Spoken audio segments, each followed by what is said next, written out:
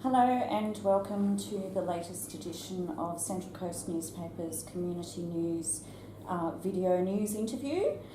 Today I'm joined by Ms Shearer, the Coordinator General for the Central Coast. Welcome. Good morning. The state of Gosford, I suppose, has been a bit of an open wound in the psyche of the community for quite some time, where we've now got all of the reports from the government architect and a blueprint for how you're going to actually implement those in terms of planning controls. That's right. And what's the process after that closing date of how do you deal with that feedback? So all of it will be consolidated. So the government architect will look at the feedback on their specific reports. So they've got 3 place-based reports, and then a general recommendations. Those ones come out earlier on the 18th of May, I think it was. Yes. So all of those will be consolidated. A final report will be delivered within about the next 4 weeks, and then the same process will really happen around the planning controls. So what's known as the SEP and the SIC. And then we'll consolidate the feedback and look at the next steps. So let's start with the 3 place-based reports. There's some fantastic vision in those reports. It's very easy to imagine what Gosford could look like if some of those, or even some of those, if not all of those, concepts were actually put into practice. What do you consider to be the highlights of those 3 reports? Oh, look, I think it's all about bearing in mind that we were testing a lot of the older work that was done to see if it was still relevant. It still is. It's still very relevant. But the big highlights are about this connectivity piece. So it's about connecting the hospital and the railway precinct down into what they've called the city heart, or which is Kibble Park, and then connecting that sort of civic heart to the waterfront precinct or the southern end of the city. The city's 1.4 kilometres from the waterfront up to the hospital, so that's the same as Town Hall in Sydney to Circular Quay. And if you think about it, not many of us, it's quite a walk, and not many of us go from Town Hall and go, we'll walk to Circular Quay. We're normally looking for a bus or train or something like that. So that connectivity is really important. And of course the urban space, making the urban space green and beautiful, and it's something that makes it really livable. So you, or the government architect, deliberately left the actual waterfront alone? Yes. Can you reiterate the reasons for that? Yeah, I can. It's not unusual. In fact, the older reports talked about the need to actually create the city because the waterfront can actually draw people away from creating the city. And that's not a good thing. We want to have the city core, if you like, and then you build on the city core into the waterfront. So I'm just asking people to understand there is a methodology in it. It's about building this great city for people for jobs and permanent residents. The waterfront really is more about being able to attract people, but not to live there, if you like, to play down there, but we've got to do the building blocks before we do that. I also wanted to ask about the idea that the 3 place-based reports, the next stage of actually putting those reports into practice, will focus around the government's existing assets. Yes. And what that means. Yeah. Is that buildings that the state government owns? Is it public land that you're going to activate? What does that mean? Well, so we're busy doing an audit now. Michael Castle's the CEO of the Central Coast Regional Development Corp. That will be his area, working with existing government land to see where it is you can activate, where you can partner with private sector if there's government land adjoining private sector lots. It's that is a really important piece of the pie, but that's Michael Castle's area. Okay. Yeah. All right. So next step is the state environmental planning policy, which is already part of the documentation that's online that people can. Are you seeking feedback on that yet? Yes, we are. Yes, Yes, okay. we are. So one thing that has always been a bone of contention in the Gosford city centre is height. Yes. And I suppose what it seems to me is on those bigger sites where you're going for design excellence and on those sites and for those developments that are worth big money, there doesn't appear to be a maximum height. No.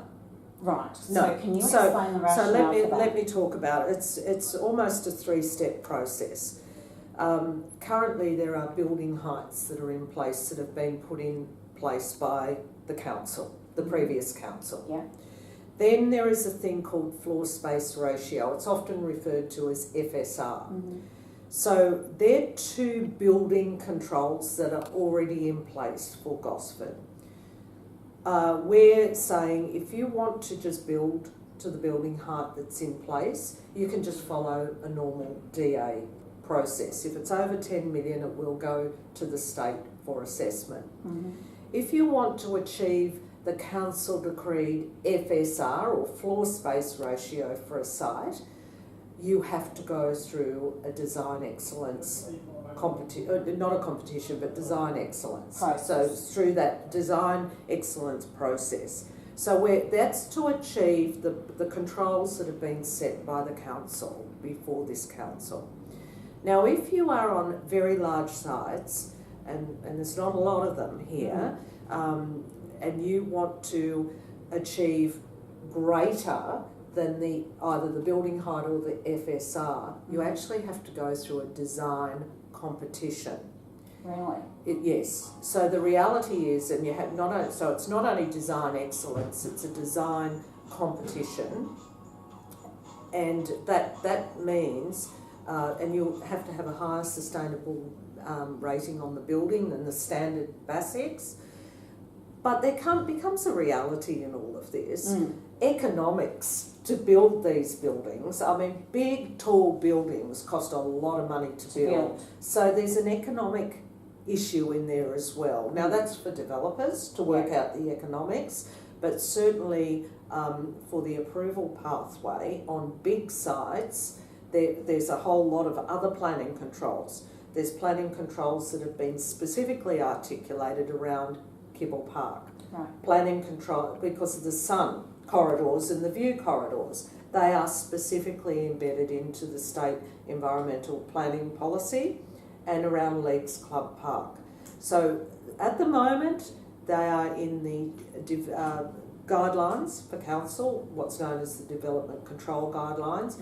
But in fact, we've actually, and there's no measurement of, it's just no adverse impact on Kibble Park, but they're guidelines. We've actually embedded them into legislation. This state environmental planning policy is legislation. It's actually applies a certain criteria. Okay, so that means that the process has changed though for those big sites. Yes. And I did want to actually also acknowledge that rather than focus on big sites, the SEP appears to be making it easier to develop smaller sites, whereas the previous Gosford Council was looking at site consolidation. Yeah. The architect seems to have decided that mixing it up a bit is not a bad idea. But it seems to me that the process of determining the height for an FSR on those big sites is similar to the Queensland process. The developer says, this is my dream, and has to work through the process to bring it to a level of economic feasibility and I suppose social acceptability. Yeah, because it's all got to be subject to community consultation. Right. So notwithstanding the state's assessing, there is still all of the same community consultation requirements on the state as there is if it were going through council. The Joint Regional Planning Panel, though, does not appear to have a role as it would currently. No. So is it going to be like a PAC that does the assessing, or what's the entity that will assess these bigger? So it's the minister under delegation. Okay. So that's the normal course, and up to a certain value. So they're over 10 million and up to 75 million. The minister has delegated his approval ability to senior officers in Sydney. Okay. So, and there's certain criteria. If council objects, if there is a number of objections, right, that stays at that they're taken into account exactly like other processes. If it's over 75 million, the capital investment value, and there's a certain number of objections that goes into the pack. Okay. So there's different levels. Okay. And so whereas if it was a JRPP project, there'd be a public meeting in the middle of town somewhere, and people who'd lodged submissions would be able to speak to those submissions. You're not going to get that unless it's above 75 million. No, you still absolutely have the same consultation process Okay. that will happen even if it's departmentally assessed. Okay. Absolutely. Okay. This is not about taking away the community's right to be heard. This is not about that. And that's another question that I've had asked of me. Yes. From the community. They phone up and think I know All the of answers. this stuff, that's fine. Unfortunately I don't, but it's good to get the questions. The 8.1 million that has been collected in developer contributions between I think 2006 and now, or 2007 now, that's the expenditure of that is now going to be coordinated between council and state. No, that council's collected that money, but there does need to be some new priorities set about the infrastructure spend. So we're working on all of those issues with council, working through the next stages. Now, have you been given any inclination or any insight into, I know you've spoken about public-private partnerships and activation of existing assets. Where's the funding corridor for all of the wonderful things that the government architect has suggested? Is it a matter of, particularly with the connectivity projects? Yeah, well, we're talking about some of those connectivity pieces are enormous public spend. So that will be, once the way forward is decided, there'll have to be a business case. These things won't happen overnight. They just won't. But over the next number of years, we'll be gathering infrastructure contributions at the state level that will be put back into Gosford. So that's the sort of generation that will happen over the next 5-10 years. Thank you so much for your time, Shearer. Thank you very much.